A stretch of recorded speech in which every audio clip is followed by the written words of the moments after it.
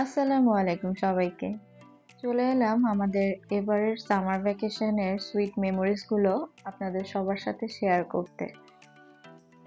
এবার আমরা চলে গিয়েছিলাম সমুদ্র ভ্রমণে। বেশ অনেকদিন পর আমরা ভ্যাকেশনে বের হলাম। আমার বেবি হওয়ার পরে আর কোথাও সেরকম যাওয়া হয়নি। এটাই আমাদের ফার্স্ট লং ড্রাইভ ছিল। আমাদের বাসা থেকে প্রায় 3 ঘন্টা ড্রাইভ হলেও আমরা যেহেতু বেবি সাথে ছিল এজন্য থেমে থেমে যাওয়ার জন্য সময় বেশি লেগে গেছে। প্রায় 5 ঘন্টার একটা লং ড্রাইভ শেষ করে আমরা পৌঁছে গিয়েছিলাম। এটি পোল্যান্ডের নামকরা পর্যটন কেন্দ্রগুলোর মধ্যে একটি। এই জায়গাটার নাম হচ্ছে লেবক। পলিশরা লেবা নামেও চেনে। বেশ সুন্দর একটি সমুদ্র সৈকত বলা চলে এবং অনেক মানুষের সমাগম হয় সামারের টাইমে এখানে। পোল্যান্ডের ওয়েদার খুবই আনপ্রেডিক্টেবল। আমরা যেদিন রওনা দিব তার আগের দিন সকালেও প্রচন্ড রৌদ্র ঝলমলে দিন ছিল, কিন্তু আল্লাহর ইচ্ছায় বলা চলে যেদিন রওনা দিই সকাল থেকেই বেশ বৃষ্টি শুরু হয়ে যায়। কিন্তু কি করব, আল্লাহর নাম নিয়ে বের হয়ে যাই ভ্যাকেশনের উদ্দেশ্যে। সারা রাস্তা বৃষ্টি দেখতে দেখতে যাচ্ছিলাম আর চিন্তা করছিলাম যে এবারে কি সমুদ্র স্নানে নামতে পারবো কি পারবো না। কিন্তু আল্লাহর রহমতে পৌঁছানোর পরে বৃষ্টি থেমে যায় এবং আমরা সানসেটের টাইমে সমুদ্রের ধারে যে কিছুক্ষণ উপভোগ করতে পারি এই সুন্দর প্রকৃতিটাকে। সারাদিন বৃষ্টি থাকায় ওয়েদার ঠান্ডা ছিল এবং এজন্য পানিতে মানুষ দেখা যাচ্ছে না, শুধুমাত্র গাংচিল ভাসতে দেখা যাচ্ছে।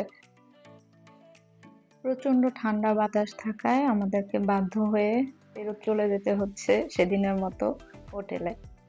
আমরা চিন্তা করলাম ঠিক আছে, আজকে হলো না, ইনশাল্লাহ আগামী দিন হয়তো ওয়েদার ক্লিয়ার থাকবে, একটু রোদ থাকবে এবং আমরা সমুদ্রে নামতে পারবো। এই ভেবে সূর্যাস্ত দেখতে দেখতে হোটেলের দিকে চলে যাচ্ছিলাম। পরন্ত বিকেলের সৌন্দর্য সবসময় আমাদের মনকে প্রশান্তিতে ভরিয়ে দেয়। এই তো দেখতে দেখতে পরের দিন চলে আসলো এবং রোদ দেখা যাচ্ছে কিছুটা। কি সুন্দর রাস্তা তাই না, দুধারে গাছ দিয়ে ভর্তি। খুবই মনোরম পরিবেশ ছিল হাইওয়ের এই রাস্তাটা দেখে। আমাদের বাংলাদেশে কিছু রাস্তার কথা মনে পড়ছিল, আমাদের দাদু বাড়ি নানু বাড়ি যাওয়ার গ্রামের রাস্তাগুলো এরকমই থাকে। এই তো পরের দিন আমরা স্পট নামে একটি পর্যটন কেন্দ্র পাশেই চলে গিয়েছিলাম লেবকের। যাওয়ার সাথে সাথে টিকিট কেটে যখনই এই সুন্দর ফেমাস ব্রিজের উপরে আমরা উঠি তখনই বৃষ্টি শুরু হয়ে যায়। বেবি নিয়ে কোনো রকম একটি ছাউনির নিচে কতক্ষণ ওয়েট করার পরে আমরা আবার স্পটের বিভিন্ন জায়গা ঘুরতে বের হলাম। হেঁটে হেঁটেই দেখছিলাম এখানে প্রচুর গাংচিল উড়াউড়ি করছিল এবং কিছু পর্যটকরা তাদেরকে খাবার দিচ্ছিল এবং তারা এসে এসে খুব কাছ থেকে খাবার খাচ্ছিল, দেখতে খুবই সুন্দর লাগছিল। আমার ছেলে তো দেখে খুব আনন্দ পাচ্ছিল। আমি এর জন্য ওদের কাছাকাছি যাওয়ার চেষ্টা করছিলাম এবং ভয়ও পাচ্ছিলাম যদি এসে ঠোকর দেয়। এজন্য যতটা কাছ থেকে সম্ভব আমি চেষ্টা করেছি ভিডিও করার। এক হাতে ছেলে নিয়ে আরেক হাতে মোবাইল নিয়ে ভিডিও করাটা আসলেও আমার মতো মানুষের জন্য টাফ। আমি প্রফেশনাল নই একদমই। এই তো গাংচিলগুলো কি সুন্দর হেঁটে হেঁটে কাছে আসছে, খুব সুন্দর করে ডাকে ওরা। আমি লেবকে থাকা অবস্থায় সারা রাত যখন গাংচিলের ডাক শুনেছি আমার এত ভালো লেগেছে। আর লাইফে ফার্স্ট টাইম এত সুন্দর ক্লিয়ার ভাবে গাংচিলের ডাক আমি শুনলাম এবং অনেকটা সময় নিয়ে।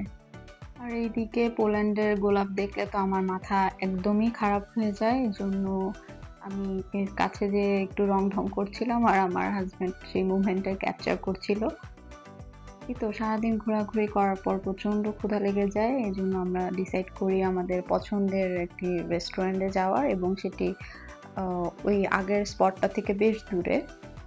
এই জায়গাটার নাম হচ্ছে কাটোভিচ। কাটোভিচের এই গ্রিক রেস্টুরেন্টের সি ফুড প্ল্যাটারটা আমার হাজবেন্ডের খুবই পছন্দ, এই জন্য সেখানে খাওয়া দাওয়া শেষ করে আমরা আরো কিছু জায়গা ঘোরাঘুরি করার পরে আমাদের বাসার উদ্দেশ্যে রওনা দিয়ে চলে আসলাম। এই ছিল আমাদের সামার ভ্যাকেশন। সবাইকে আল্লাহ হাফিজ।